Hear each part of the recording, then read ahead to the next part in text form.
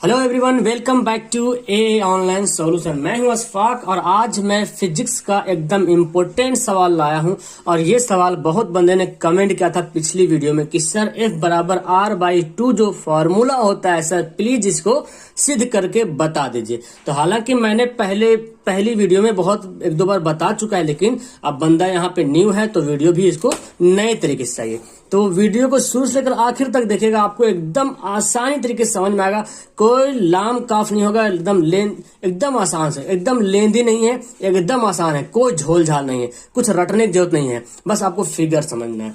तो F बराबर R/2 ये दर्पण में भी होता है, लेंस में भी होता है, ठीक है। तो फिलहाल हम दर्पण वाला पढ़ने वाले हैं, ठीक है। दर्पण से ही सवाल पूछा जाता है कि सिद्ध करें कि दर्पण का सूत्र F बराबर R/2 होता है, सिद्ध करें, है ना। F बराबर R/2 होता है। तो आप जानते हैं F क्या होता है। F क्या होता है? फोकस दूरी ये वाला F है, और ये क्या R क्या है, ये यहाँ से P से लेकर C तक ये क्या है, R कहलाता है, त्रिज्या। क्योंकि ये पूरा वृत्त अगर गोल घूम जाएगा, पूरा गोल घूम जाएगा तो त्रिज्या बन जाएगा। जैसे कोई वृत्त अगर पूरा घुमा देते हैं, इसको मान लेते हैं, इसको घुमा देते हैं, तो इसी का कटा हुआ भाग एक ठो बन गया, क्या आईना बन गया, दर्पण बन गया। तो ये जो क्या होगा, इसका त्रिज्या कहलाएगा, है ना। तो ये त्रिज्या कहलाता है। तो यही त्रिज्या, ये जो है ना त्रिज्या, डिस्टेंस, ये आधा कटा हुआ भाग, ये जो है कहाँ गया, इधर है, देखो आधा जो कटा हुआ है, ये वृत्त है ना, आधा कटा हुआ। मैं बना दिया दर्पण, आप भी बना लीजिएगा। ये अवतल दर्पण है, ठीक है, क्योंकि अवतल दर्पण के ऊपर में होता है उभरा हुआ, उत्तल दर्पण अंदर होता है, तो अवतल दर्पण मैंने बना दिया, ठीक है। अब यहाँ पे आपको पता है ये वाला त्रिज्या हो गया और ये फोकस दूरी। तो आपको बताया था मैंने कि फोकस दूरी जब भी होता है तो त्रिज्या का आधा आधी होता है। मतलब ये वाला लाइन और ये वाला लाइन आपस में दोनों क्या है, ये CF और PF आपस में क्या है, बराबर है। इतनी बात आपको बहुत अच्छी तरीके से पता है, ठीक है ना। ये दोनों लाइन आपस में क्या है, बराबर है। तो जब बराबर है तो आप फिर हम देखते हैं यहाँ पे, ये एक आपतित किरण है। देखो हमारा एक दर्पण है B1 B2। तो आपको करना क्या है, हमको यहाँ पे मानना है, ये जो इतना बड़ा लिखा हुआ ढड्ढा तरह है ना, ये जो ढड्ढा टाइप का लग रहा लिखा हुआ, ये कुछ नहीं है, बस इस फिगर को देख के लिख देना आपको। और ऐसा नहीं कि ज्यों के त्यों लिख देना, जैसे के तैसे, वो ज्यों लिखा उसी लिख देना, नहीं, अपना मन से लिखना है। देखो यहाँ पे क्या है, मैंने क्या लिखा, माना कि B1 B2 एक अवतल दर्पण है। आप भी मान लीजिए B1 B2 क्या है, देखो पहले फिगर समझ लेते। B1 B2 एक अवतल दर्पण है। इसका ये जो क्या है, ये P क्या है, ध्रुव है। CP क्या है, मुख्य अक्ष है ना जी। CP क्या होता है, मुख्य अक्ष होता है। F फोकस दूरी होता है। AB देखो, अब मैंने आपको रूल बताया था कि जब आप पैरेलल अगर किरणें जाती है तो वो फोकस होकर गुजर जाती है। ये तो बनाने आपको आता ही है। तो AB जो है देखो, आपतित किरण जा रही है और यहां से टकरा के BF बोलो या BD यहां से वापस हो जा रही है, फोकस से होते हुए, है ना। फोकस से होते हुए BD जो है वापस गुजर जा रही है। उसके बाद मैंने क्या किया, आप प्रकाश का परावर्तन में पढ़े होंगे कि जब एक प्रकाश की किरणें होती है, जब ऐसे आती है, मतलब इधर से आ रही और इधर से जा रही, तो एक अभिलंब यहाँ पे होता है ना, ये एक लंब होता है। तो लंब का होता है ये वाला कोण और ये वाला कोण आपस में क्या होता है, बराबर। R कोण I और कोण R कोण क्या होता है, बराबर होता है। तो ये जो आ रही है आपतित किरण और यहाँ पे परावर्तित हो जा रही, तो इसके लंब के दाएं और बाएं जो भी कोण बना, दोनों कोण क्या हो रहा, बराबर हो रहा। वही कंडीशन यहाँ पे भी दिख रहा, यहाँ पे वही कंडीशन देख लीजिए। मान लेते कि ये कोई सतह है और यहाँ से प्रकाश आ रही है, यहाँ से जा रही है, तो मैंने यहाँ पे लंब खींच दिया, BC क्या खींच दिया, लंब खींच दिया। तो जैसे लंब खींच दिया, इसका मतलब क्या हुआ कि कोण I और कोण R क्या हो गया, बराबर हो गया। आपतन कोण परावर्तन कोण के बराबर हो गया, ठीक है ना। इसी बात को यहाँ पे लिख देना। देखिए क्या लिखे, माना कि B1 B2 एक अवतल दर्पण है जिसका ध्रुव P है और PC मुख्य अक्ष है। P है, PC क्या मुख्य अक्ष है। AB एक आपतित किरण, लीजिए भाई, AB एक आपतित किरण है एवं BD परावर्तित किरण है, एवं BD क्या है, परावर्तित किरण है। AB अवतल दर्पण के मुख्य अक्ष PC के समांतर, AB जो है अवतल दर्पण के मुख्य अक्ष कौन है, PC, इसके समांतर एवं काफी नजदीक है ना। अवतल दर्पण PC के एकदम समांतर है और काफी नजदीक, ये दोनों का डिस्टेंस क्या है, काफी नजदीक है। किरण परावर्तन के बाद, जब किरण जाती है यहाँ से टकराती है, परावर्तन के बाद फोकस से होते हुए गुजर जाए, है ना। परावर्तन के बाद फोकस से होते हुए क्या होती है, गुजर जाती है। और त्रिज्या BC दर्पण के B बिंदु पर लंब है। देखो तो ये क्या, BC क्या है, त्रिज्या होगा। इस C से जितना भी खींचेंगे सब क्या कहलाएगा, त्रिज्या कहलाएगा, क्योंकि ये वक्रता केंद्र है, सेंटर है, वृत्त का सेंटर होता है। यहाँ से BC क्या हो गया, त्रिज्या है। और BC त्रिज्या है तो लंब किस पर है, B पर ही लंब है। क्योंकि अभी मैंने बताया था जब भी त्रिज्या बनेगा, जैसे ये है ठीक है। अगर मैं त्रिज्या यहाँ पे डाल दूं तो इस पे ही लंब बन जाएगा, यहाँ पे लंब बन जाएगा, त्रिज्या जो होगा यहीं पे लंब हो जाएगा, ठीक है। या तो जैसे मान लीजिए प्रकाश है, यहाँ से आई तो ये जो लंब है ना ये वाला, तो ये जिस आईना बनेगा, दर्पण बनेगा, इसका ये क्या होगा, लंब कहलाएगा। तो यहाँ पे जो ही बोला जा रहा, ये आपतित किरण परावर्तित किरण बीच में ये अभिलंब हो गया, तो बीसी क्या है, त्रिज्या भी है और बी पर लंब भी है। इस बात को समझ में आ गया। अब इसको हम लोग देखो कैसे बनाते हैं। अब हम फिगर को इधर रखते हैं। अब देखो फिगर के हिसाब से हम यहाँ पे लिखना है, ठीक है, फिगर के हिसाब से हमको लिखना है यहाँ पे। चलिए फिगर में क्या दिख रहा है, आई और आर बराबर, कोण आई कोण आर, यानी कि ए बी सी। आई के लिए कौन क्या नाम दीजिएगा, ए बी सी, और आर के लिए क्या नाम दीजिएगा, आर के लिए नाम देंगे बी ए सी बी एफ, यही तक देते हैं सी बी एफ। आइए कौन सा है, आपतन कोण परावर्तन कोण बराबर है, तो लिखेंगे यहाँ पे हम लिखेंगे कोण ए बी सी है ना बराबर कोण सी बी एफ, ये वाला हम देखेंगे। देखो लिख दिया मैंने, यहाँ पे ऐसे लिख कर लिखते हैं, देखो ए बी सी, ठीक है, और सी बी एफ, ये क्या है, आपतन कोण परावर्तन कोण के बराबर है। तो यहाँ पे लिखते हैं आपतन कोण जो है बराबर है परावर्तन कोण, ठीक है, आपतन कोण परावर्तन कोण के बराबर हो गया। उसके बाद देखिए आप यहाँ पे देखें, आपतन कोण परावर्तन कोण के बराबर हो गया।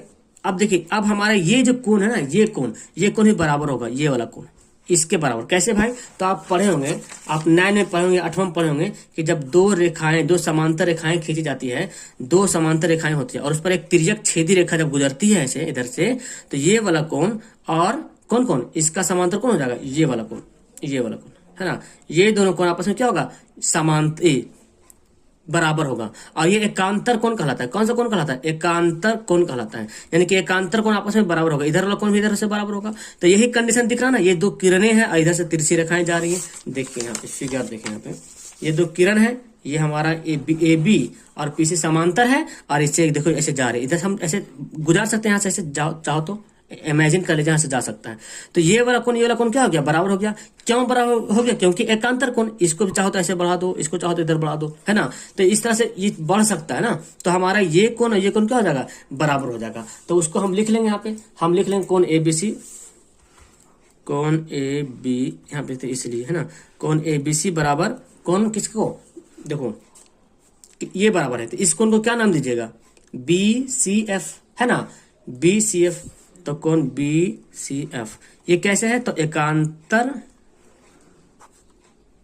एकांतर कोण से, यानी कि एकांतर कोण क्या होता है, बराबर होता है, ठीक है, एकांतर कोण क्या होता है, बराबर। अब आप मुझे एक बात बताइए, एकदम नॉर्मली सी बात, ये कोण ये कोण के बराबर हो गया, ये कोण बराबर हो गया, और अभी मैंने ये कोण भी बराबर कर दिया, तो ये इसके बराबर है, ये वाला कोण इस कोण के बराबर है, और ये वाला कोण इस कोण के बराबर है। तो जाहिर से बात ये दोनों भी बराबर होगा, है ना जी। जैसे मान लें कि यहाँ पे 50 डिग्री है और 50 डिग्री ई भी है, और ई 50 है तो ई भी 50 है, तो हो गया ना, ये दोनों बराबर है ना जी।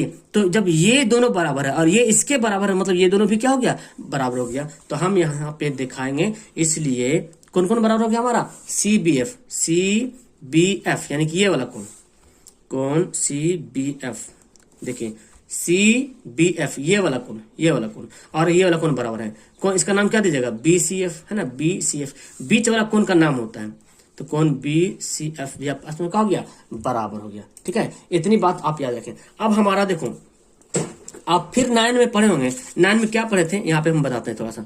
देखो अगर एक त्रिभुज होता है, त्रिभुज है, अगर त्रिभुज की दो कोण बराबर हैं, तो इसके संगत भुजाएं भी क्या होती है, बराबर होती हैं। या तो दो भुजा बराबर तो संगत कोण बराबर, ये क्लास 9 में पढ़े होंगे, और 10 में भी शायद कुछ सवाल मिलेगा पढ़ने के लिए आपको।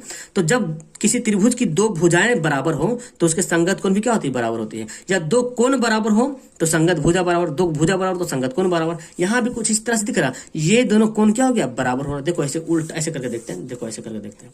देखो मान लेते ये त्रिभुज है, यहाँ से ये त्रिभुज है और ये दोनों कोण बराबर है, तो इसका ये भुजा और ये भुजा आपस में क्या हो जाएगा, बराबर होगा, है ना जी। दोनों भुजा आपस में क्या हो जाएगा, बराबर हो जाएगा। और कैसा त्रिभुज है भाई, तो ये समद्विबाहु त्रिभुज है, क्योंकि दो कोण बराबर, जिस त्रिभुज की दो कोण बराबर है उसको बोलते हैं समद्विबाहु त्रिभुज, है ना। तो इसी बात को हम लिखेंगे, यही सब मेरा पॉइंट है जिससे मेरा सवाल आगे बन जाएगा, है ना। तो आप यहाँ पे लिखते हैं अतः, है ना, त्रिभुज BCF, कौन वाला त्रिभुज देख रहे हैं ना, BCF या CBF, जो नाम लिख दो, त्रिभुज हो गया BCF, एक समद्विबाहु बाहु त्रिभुज है ना, समद्विबाहु बाहु त्रिभुज है, ठीक है, समद्विबाहु त्रिभुज है। तो समद्विबाहु त्रिभुज है यहाँ पे, तो पता चल गया, ठीक है। तो समद्विबाहु त्रिभुज हो गया, तो इसलिए कौन कौन हो गया, कौन कौन भुजा बराबर होगा, CF और BF, है ना। CF और BF क्या हो गया, बराबर हो जाएगा, CF बराबर BF। हाँ देखो, ये वाला CF और ये वाला BF आपस में क्या हो गया, बराबर हो गया। और ये जब दोनों बराबर हो गया ना, तो हमारा बोलता है ना कि जो BF जो बराबर है, ये PF के जस्ट निकट है, मतलब ये वाला लाइनिंग और ये वाला लाइनिंग, मतलब सवाल बोलता है, मेथड बोलता है कि आपस में एकदम समान है, मतलब एकदम निकट है। तो हम लिखते हैं, चूंकि यहाँ पे लिख देते हैं, लिखते हैं एवं, लिखते एवं जो हमारा BF है, एवं BF है ना, BF बराबर किसका, ये देखो यहां पे लिखते हैं BF, ये वाला BF और CF, ये BF और CF, BF बराबर CF, और किसके बराबर हो जाएगा, देखें आप, ये जो BP है ना, BP के जस्ट निकट है। तो जब ये भुजा BF और CF जब दोनों बराबर होगा और इसके निकट होगा, इसका मतलब है कि ये PF के भी बराबर हो जाएगा, ठीक है, PF के भी क्या हो जाएगा, बराबर। जब ये दोनों बराबर, ये भुजा बराबर, ये भुजा बराबर, और ये दोनों भुजा जो BP के समान निकट है, BP के निकट है, तो लिखेंगे जो BP के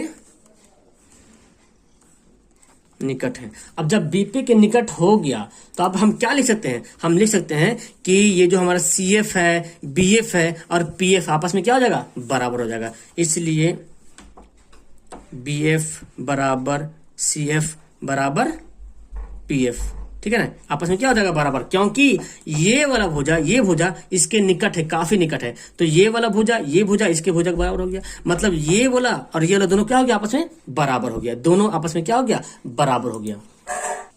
तो इसका मतलब ये हो गया, ये जो ये वाला भुजा और ये भुजा आपस में क्या हो गया, बराबर हो गया।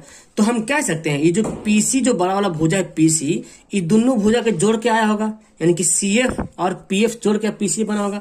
तो लिखते हैं, इसलिए PC बराबर, जो मुख्य अक्ष है PC हमारा, किसके होगा, CF प्लस PF। और इसको CP को क्या बोलते हैं हम लोग CP को बोलते हैं त्रिज्या, क्या बोलते हैं, R बोलते हैं, है ना, ये R है, ठीक है ना, इसको हम लोग क्या बोलते हैं, R बोलते हैं। तो अब हम यहां पे लिखेंगे,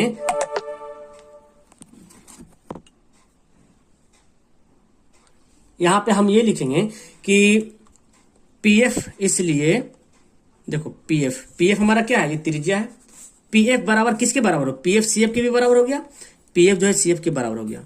अच्छा, CF को आप क्या लिख सकते हो, ये जो CF है, इस CF को क्या लिख सकते हो, क्योंकि CF और PF मिलके क्या बना, PC बना, ये वाला देखो, ये दोनों मिलके, ये वाला दोनों मिलके क्या बना, PC बना, ठीक है। तो हम CF को क्या लिख सकते हैं, बोल सकते हैं ना कि CF जो है भाई PC का आधा है, क्या है, PC का आधा, यानी कि PC का क्या है, आधा है, ठीक है। और यहाँ पे हम लोग PF को क्या जानते हैं, PF को हम लोग त्रिज्या के रूप में जानते हैं ना, PF को हम लोग त्रिज्या यानी कि सॉरी फोकस के रूप में जानते हैं। PF क्या हमारा, यहां से यहां तक ये क्या है, ये फोकस है, और यहां से यहां तक क्या है, ये R है, त्रिज्या है। और PC को मैंने क्या बोला था, त्रिज्या, तो F बराबर R, पीछे जगह पे R लिख दिया /2, तो हमारा ये यहाँ पे क्या हो गया, प्रूव्ड हो गया।